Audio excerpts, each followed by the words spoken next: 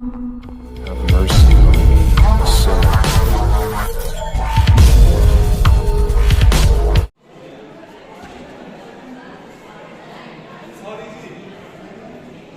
इस तरह के अवेयरनेस प्रोग्राम ऑर्गेनाइज किए जा रहे हैं और बड़े अच्छे तरीके से दिल से और मन से जो है प्रोग्राम ऑर्गेनाइज किए जा रहे हैं, जिसके लिए मैं इनको शुभकामनाएं भी देता हूं और एप्रिसिएशन देते हैं कि हमारे पास वो अल्फाज नहीं है जिन अल्फाजों से हम अपने इस जिले की बात करें, सोशल वेलफेयर डिपार्टमेंट की, कि जिस तरीके से मन से, दिल से और ब्रॉड लेवल पे इनकी तरफ से प्रोग्राम ऑर्गेनाइज किए जा रहे हैं, सबकी इन्वॉल्वमेंट और वाकई उसके असरात, उसके इम्पैक्ट जो है हमारे को जमीनी सतह पर सोसाइटी में दिखाई दे रहे हैं। जहां तक इसके काजिज है ड्रग्स के,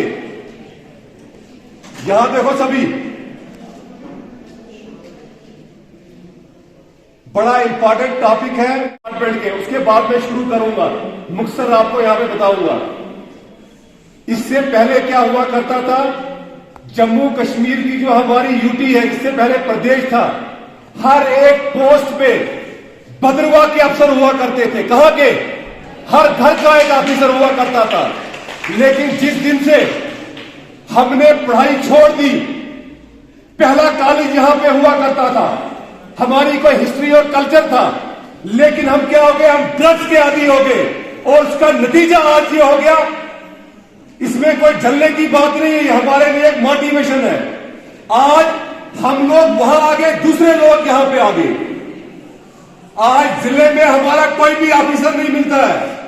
आज किसी स्कूल में जाओ, वहां पे प्रिंसिपल भद्रवाह का नहीं मिलेगा, क्योंकि हमारे लोग आज जेलों में चले गए। जहां कोई पकड़ा जाता है तो भद्रवाह वाले का नाम आता है। ये हकीकत है, तलब हकीकत है। आप पुलिस की प्रेस रिलीज रोज की देखिए, हर जगह ऐसा कोई इलाका नहीं है इस चिनाब वैली का, इस मॉन्टेनरी डिस्ट्रिक्ट का, जब भी प्रेस नोट पुलिस डिपार्टमेंट का आता है तो कहां का डायरेक्ट पार्टनर है जी, वो भद्रवाह का नाम आ जाता है। शर्म की बात है हमारे लिए, कोई अच्छी बात नहीं है। आज यहां पे जो कार्यक्रम रखा गया है, प्रोग्राम रखा गया है, आइए सब कसम खाते हैं कि जिस तरीके से हमारे जो बुजुर्ग थे, आपके माता पिता थे, मेरे थे, इनके थे, उन्होंने भद्रवाह का नाम रोशन किया था। यहां से प्रिंसिपल निकले, आईएएस ऑफिसर निकले, डॉक्टर और इंजीनियर निकले। हम दोबारा उस ग्लोरी को जो है रिवाइव करेंगे। हाथ खड़े करो, हाथ खड़े करो, बंदा है कुछ नहीं। और आप सभी मेहनत करेंगे। रही बात यहां पे, इन्होंने माता पिता जो यहां पे है, आपके पेरेंट्स जो है, उनको भी यहां पे बुलाया है। आज बड़ी बदकिस्मती की बात है, जब भी किसी माँ बाप से बात करो तो वो आगे से जवाब देता है, नहीं जनाब मौलवी साहब, मेरा बच्चा तो बात ही नहीं करता है, कमरे में पढ़ रहा है वो सुशुर कसी कारण।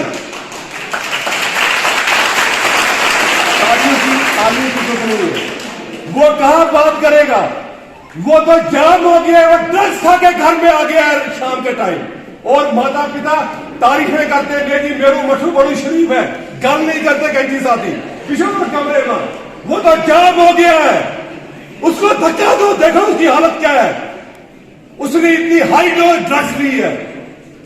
इसमें अगर ड्रग पैडलर का, इसमें ड्रग डीलर का अगर वो रिस्पॉन्सिबल है, तो कहीं ना कहीं हमारा समाज, माता पिता, पेरेंट्स सबसे ज्यादा जो है उसके लिए रिस्पॉन्सिबल है।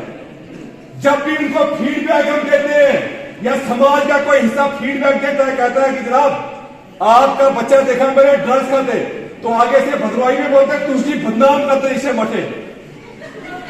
आपको भी जलन हो रही है हमारे बच्चे से, भैया जलन नहीं हो रही है, वो ड्रग्स ले रहा है, मर रहा है वो कमरे के अंदर, और आप बोल रहे हो कि बड़ा शरीफ है जी मेरू मठू, आप उसको बदनाम कर रहे हैं। तो माता पिता, टीचर्स की रिस्पॉन्सिबिलिटी कम है, आपकी रिस्पॉन्सिबिलिटी ज्यादा है। हम ज्यादा मॉडर्न हो गए। आपने अभी फिफ्थ भी पास नहीं की उसने।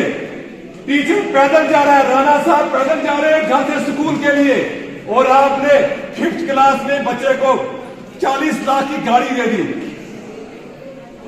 10th में इसको अलहदा कमरा भी दे दिया, बच्चा ही तेरो कमरो है, 20 मोबाइल भी दे दिया, कमरा भी दे दिया अलहदा। वो रात को क्या कर रहा है वो जाने और भगवान जाने। तो पेरेंट्स की, टीचर की रिस्पॉन्सिबिलिटी से पहले पेरेंट्स की रिस्पॉन्सिबिलिटी है। तो इसके बाद जो हमारी यहां पे कंट्री है, इंडियन जो हमारी यूनियन गवर्नमेंट है, वो बड़ी सिंसियर है ड्रग्स अब्यूज को लेकर, और हमारी एक नेशनल पॉलिसी भी है ड्रग एडिक्शन को, ड्रग अब्यूज को डील करने के लिए।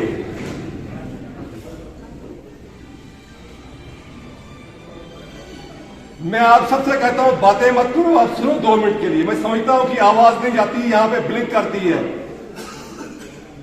हमारी कंट्री में narcotic drugs and psychotropic substance act है, जिसको एनडीपीएस एक्ट कहते हैं। कौन सा एक्ट?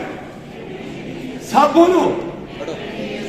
एनडीपीएस एक्ट 1985, जिसको हमारी पार्लियामेंट ने पास किया है, और इस एक्ट के तहत ड्रग्स के कंजप्शन को, स्टोरेज को, मेरा गला खराब है, स्टोरेज को, कंजप्शन को, ट्रांसपोर्टेशन को, उसकी कल्टीवेशन को, ड्रग्स की पोसेशन को प्रोहिबिट किया गया है। कोई भी व्यक्ति, कोई भी इंडिविजुअल उसको अपने पास नहीं रखेगा, ना उसकी कल्टीवेशन करेगा, ना उसको कंजप्शन करेगा, ना ट्रांसपोर्ट करेगा, ना स्टोरेज करेगा। पाबंदी लगा दी गई है, प्रोहिबिट कर दिया गया है। और इस एक्ट के तहत अगर कोई रिपीटेड ऑफेंडर है, बार बार वो ड्रग्स को बेचने का काम करता है, डीलर है, अगर कई बार वो पकड़ा जाता है, तो इस एक्ट के तहत डेथ पेनल्टी भी है। क्या है? फांसी भी है। क्या है? फांसी भी है। हमारे एनडीपीएस एक्ट हमारा बताता है।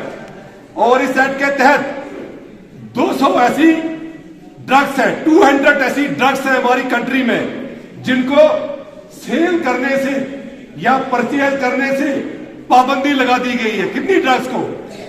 200। कितनी? 200 ड्रग्स ऐसी है जिनको प्रोहिबिट कर दिया गया है, उनकी सेल नहीं होगी।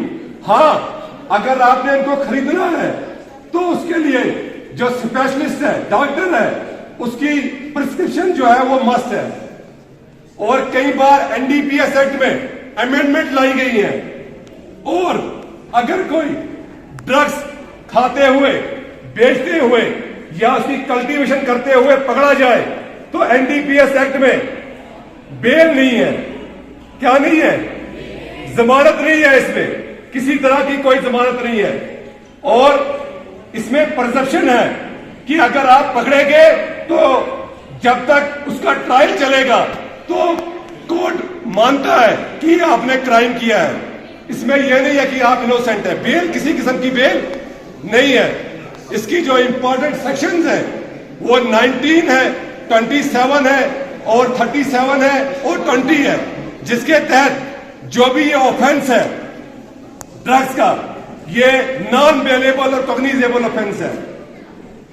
और कई पैरामीटर्स ऑनरेबल सुप्रीम कोर्ट की तरफ से रखे गए हैं बेल के। कुछ पैरामीटर्स हैं। ऑनरेबल कोर्ट को ये ऑब्जर्व होना चाहिए, लगना चाहिए कि वाकई इसने ये ऑफेंस नहीं किया है। और इसमें अगर कोई ऑफेंस करता है, अब इसमें ऐसी अमेंडमेंट आ गई है कि जो प्रॉपर्टी है, जो क्रिमिनल है, उसकी प्रॉपर्टी है, वो सीज होगी, वो फ्रोजन कर दी जाएगी। तो इसलिए मेरा गला जो है वो नहीं दे रहा है मेरा साथ, क्योंकि मैंने इसे पूरे दमखम के साथ भी बोलना था, कानूनी बातें बोलनी थी। आपको भी सुना ही नहीं दे रहा है, मैं भी बोल नहीं पा रहा हूं। तो इसलिए आज यहां पे आए हैं सभी, हम प्लेज लेके आज यहां से जाएंगे। क्या लगे? प्लेज करके जाएंगे हम कि कोई भी आपको बहकाए, बोले कि ड्रग्स लो तो आप नहीं लेंगे। ठीक है? इससे जहां आप कानूनी जेल में जाएंगे, जेल में जाने का खतरा है, वहीं आदमी किसी लायक नहीं रहता है। अब इससे ड्रग्स टेररिज्म को भी बढ़ावा देता है। किसको देता है? नार्को टेररिज्म भी शुरू हो गया है। इसके लिए भी यूनियन गवर्नमेंट ने कई कानून बनाए हैं।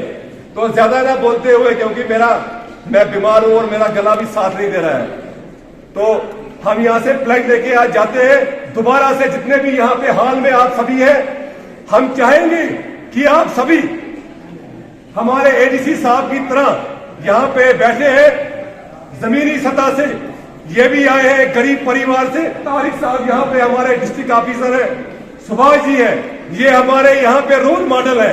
आरिफ साहब राणा है हमारे बड़े भाई, ये हमारे रोल मॉडल है। इसी तरीके से हमने कोशिश करनी है कि जिस तरीके से अफसर बने इन्होंने मेहनत की है, इसी तरीके से हम भी मेहनत करें और बुरी एक्टिविटीज का साथ ना दें। सबका धन्यवाद।